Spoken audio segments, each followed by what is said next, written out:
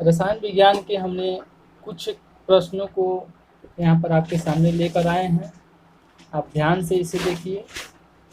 पहला प्रश्न है कि निम्न में से कौन ऑक्सीकरण नहीं है। तो हमने आपको बताया था कि जो अवक्षेपण होता है उसमें ऑक्सीकरण नहीं होता है। अवक्षेपण में क्या होता है? अवकरण अभिक्रिया होता है। और यहाँ पर हम देखेंगे option number B C D, भोजन का पचना, श्वसन और दहन। ये जो तीनों है क्या है? ऑक्सीकरण की अभिक्रिया है। क्या है? ऑक्सीकरण की अभिक्रिया है। तो ऑक्सीकरण की अभिक्रिया क्या होता है? ऑक्सीकरण की अभिक्रिया क्या होता है हम यहाँ पर देखेंगे। तो ऑक्सीकरण की अभिक्रिया में हमने आपको बताया था एक ट्रिक, रेल शब्द का यूज किया था, RAIL, रेल। किसके लिए? ऑक्सीकरण के लिए। तो removal of hydrogen, removal of hydrogen, addition of oxygen, addition of oxygen, increasing of oxidising number और loss of electron, loss of electron. तो यदि ये चारों प्रक्रियाएं हो रही है, यदि किसी रासायनिक अभिक्रिया में ये चारों अभिक्रियाएं हो रही है तो उसको हम क्या कहेंगे? ऑक्सीकरण कहते हैं। फिर से मैं आपको बता दूं कि ऑक्सीकरण वह रासायनिक प्रक्रिया है जिसमें हाइड्रोजन अणु बाहर निकलता है, ऑक्सीजन जुड़ता है और increasing of oxidising number, loss of electron, loss of electron. Example से हम देखते हैं। जैसे हमने एक एग्जाम्पल दिया, Cu प्लस O2 मिलकर क्या बनाएंगे? CuO, कॉपर ऑक्साइड बनाता है। तो यहाँ पर 2 ऑक्सीजन है, तो यहाँ भी 2 ऑक्सीजन हो जाएगा, तो 2 कॉपर, तो यहाँ पर हम 2 दे देंगे। तो यहाँ पर ऑक्सीजन क्या हो रहा है? ऐड हो रहा है कि नहीं? ऑक्सीजन ऐड हुआ, तो यह कैसी अभिक्रिया है? ऑक्सीकरण अभिक्रिया है। कैसी है? ऑक्सीकरण अभिक्रिया है। फिर हम देखेंगे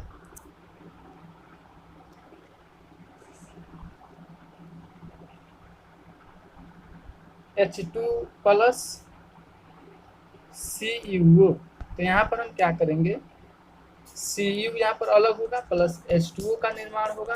ऑक्सीजन ऐड हुआ कि नहीं? ऑक्सीजन ऐड हो गया, तो इसे हम क्या कहेंगे? ऑक्सीकरण अभिक्रिया है। किसी अभिक्रिया में भाग लेने वाले पदार्थ क्या कहलाते हैं? तो किसी अभिक्रिया में जो भाग लेते हैं उसको हम अभिकारक कहते हैं। क्या कहते हैं? अभिकारक, अभिकारक कहते हैं। अब हम यहाँ पर जानेंगे कि अभिक्रिया क्या होता है। तो जब 2 या 2 से अधिक पदार्थ वह आपस में मिलकर एक विशेष प्रकार के पदार्थ का निर्माण करते हैं तो इस प्रक्रिया में ऊर्जा में हमेशा परिवर्तन होता है। एनर्जी क्या होती है? यह जो एनर्जी है यह हमेशा बदलता है, कभी बढ़ सकता है तो कभी घट सकता है। तो इसको हम क्या कहते हैं? रासायनिक अभिक्रिया कहते हैं। क्या कहते हैं बउआ? रासायनिक अभिक्रिया कहते हैं। रासायनिक अभिक्रिया के बहुत सारा प्रकार है, जैसे ऊष्माक्षेपी अभिक्रिया होती है, ऊष्माशोषी अभिक्रिया होती है, उत्क्रमणीय अभिक्रिया होती है, अनुत्क्रमणीय अभिक्रिया होती है।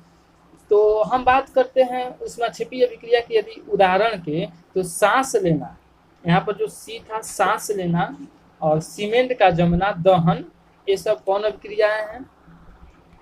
ये जो तीनों हैं ये सब क्या है? ऊष्माक्षेपी अभिक्रिया भी है।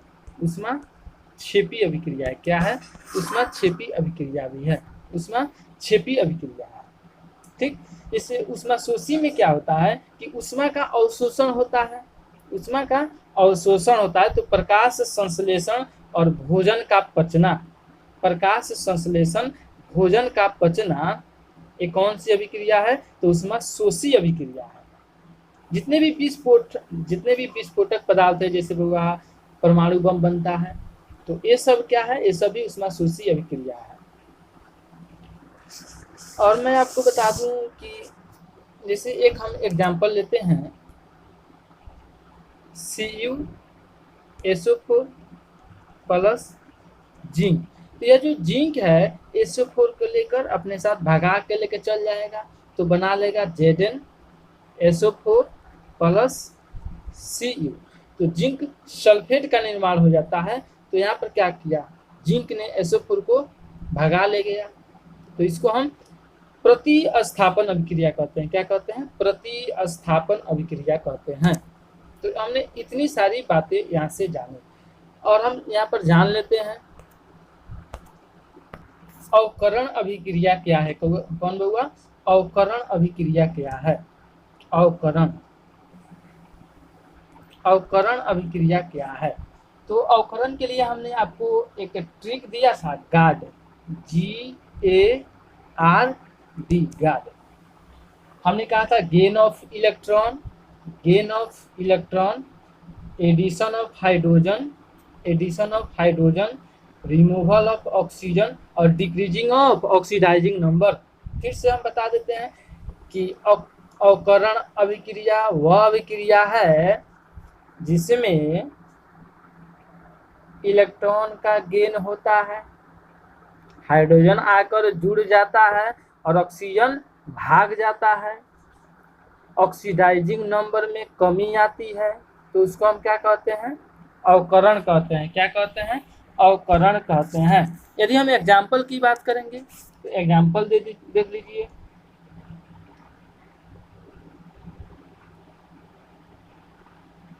H2+O2, H2O, ठीक।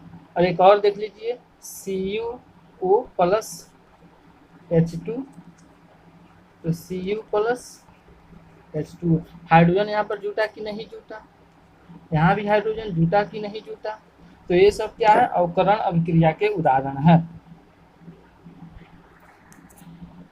फिर यदि हम अगला क्वेश्चन देखेंगे कि नमक के घोल में सिल्वर नाइट्रेट का घोल डालने पर दही जैसे पदार्थ उत्पन्न होता है, तो दही, लैक्टिक एसिड दही में पाया जाता है, और यह उदासीनीकरण अभिक्रिया होता है। कौन सी अभिक्रिया हुआ?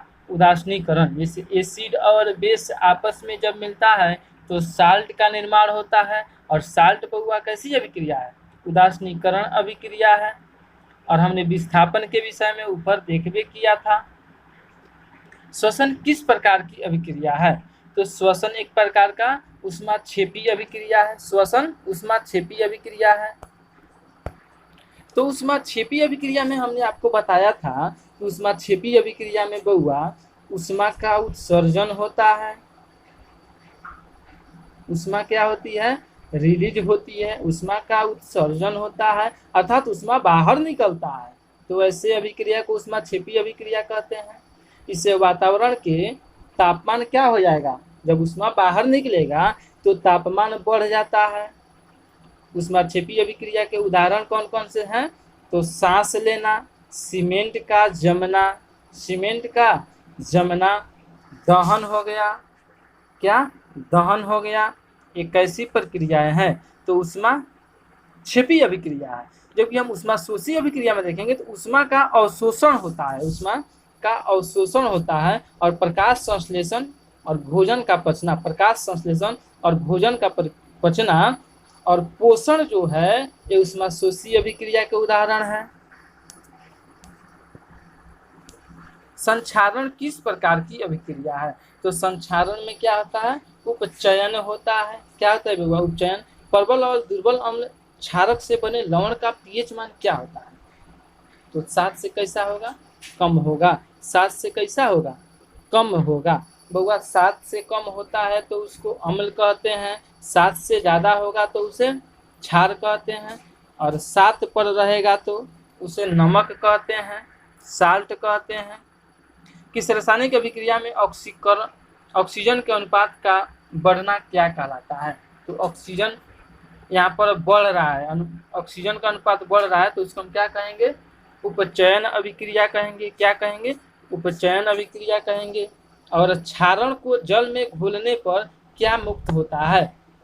तो क्षार जल में घुलता है। तो आर्यनियस साहब ने बताया था कि जब क्षार को जल में घुलते हैं तो हाइड्रोजन ऑक्साइड OH आयन मुक्त होता है, और अम्ल जब घुलता है तो हाइड्रोजन आयन मुक्त होता है। अम्ल जब घुलता है तो क्या मुक्त होता है? हाइड्रोजन आयन मुक्त होता है। निम्न में से कौन सी अभिक्रिया में युग्म हमेशा साथ साथ होते हैं? तो उदासीनीकरण अभिक्रिया और विस्थापन अभिक्रिया हमेशा साथ साथ होता है, हमेशा साथ साथ होता है। दही में किस प्रकार का अम्ल पाया जाता है? तो दही में लैक्टिक अम्ल पाया जाता है, दही में लैक्टिक अम्ल पाया जाता है। और सेब में मौलिक अम्ल पाया जाता है, टमाटर में ऑक्जेलिक अम्ल पाया जाता है। तो इतनी सारी जानकारियां हमने यहाँ से प्राप्त किया। सोडियम हाइड्रोक्साइड और हाइड्रोक्लोरिक अम्ल की अभिक्रिया से सोडियम क्लोराइड और जल बनाते हैं। यह कौन सी अभिक्रिया है? तो यह कौन सी अभिक्रिया है? उदासीनीकरण अभिक्रिया है। कौन सी?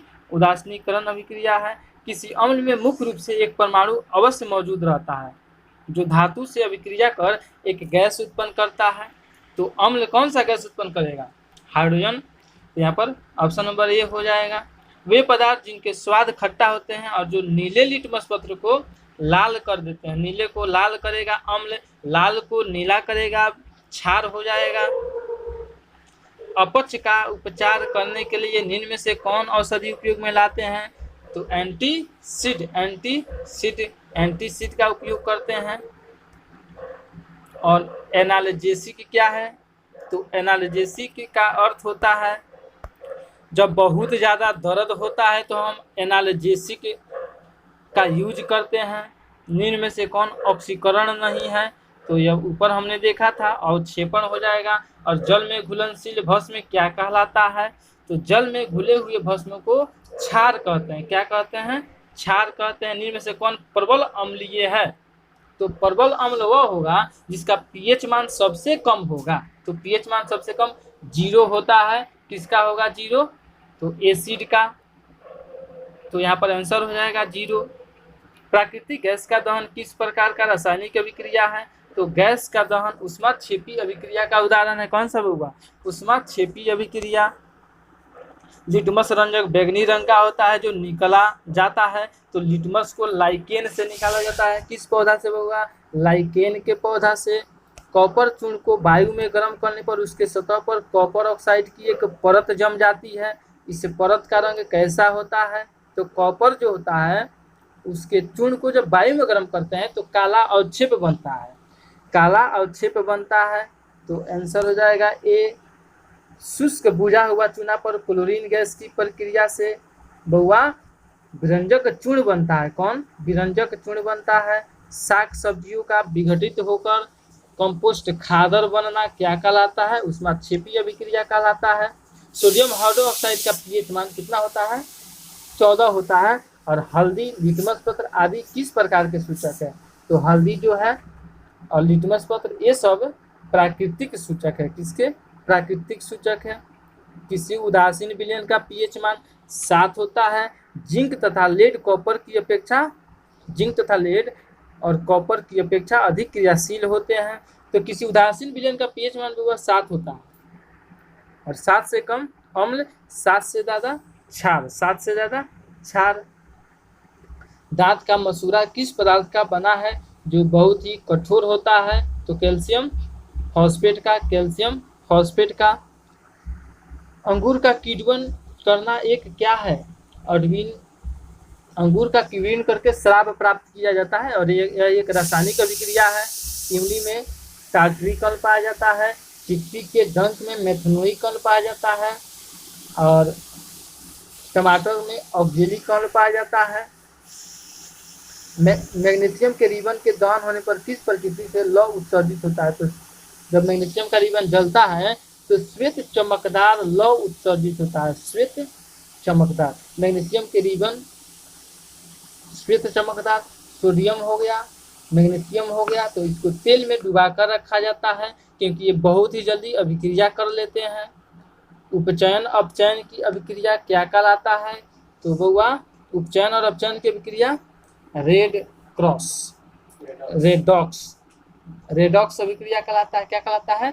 रेडॉक्स अभिक्रिया कहलाता है। सिरका में बउआ स से सिरका और एसिटिक एसिड पाया जाता है, एसिटिक एसिड पाया जाता है। दानेदार जस्ता पर तनु सल्फ्यूरिक अम्ल डालने पर कौन सा गैस उत्सर्जित होता है? तो जस्ता पर हाइड्रोजन गैस उत्सर्जित होता है। जस्ता Zn यहाँ पर देखिए जस्ता अर्थात zinc Zn plus sulphuric H2SO4। यह जो जिंक है किसको लेकर चल जाएगा, H2SO4 को लेकर चल जाएगा, विस्थापित कर देगा, विस्थापन अभिक्रिया ZnSO4 बना लेगा और हाइड्रोजन गैस मुक्त हो जाएगा। क्या मुक्त हो जाएगा, हाइड्रोजन गैस मुक्त। निम्न में से कौन विजातीय यौगिक है, तो plaster of Paris. Plaster of Paris क्या है, विजातीय यौगिक है। प्लास्टर ऑफ पेरिस का फॉर्मूला क्या होता है, तो प्लास्टर ऑफ पेरिस का फॉर्मूला होता है CaSO4 into 1/2 H2O, CaSO4 into 1/2 H2O। या प्लास्टर ऑफ पेरिस का फॉर्मूला होता है, संगमरमर का क्या होता है, तो CaCO3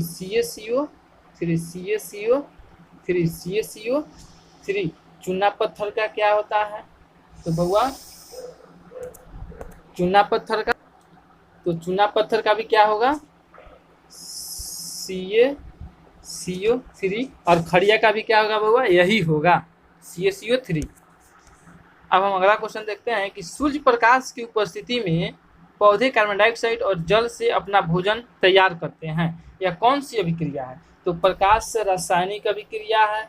और यह जो पौधे यह जो भोजन बनाते हैं तो प्रकाश संश्लेषण की अभिक्रिया भी इसको कहते हैं।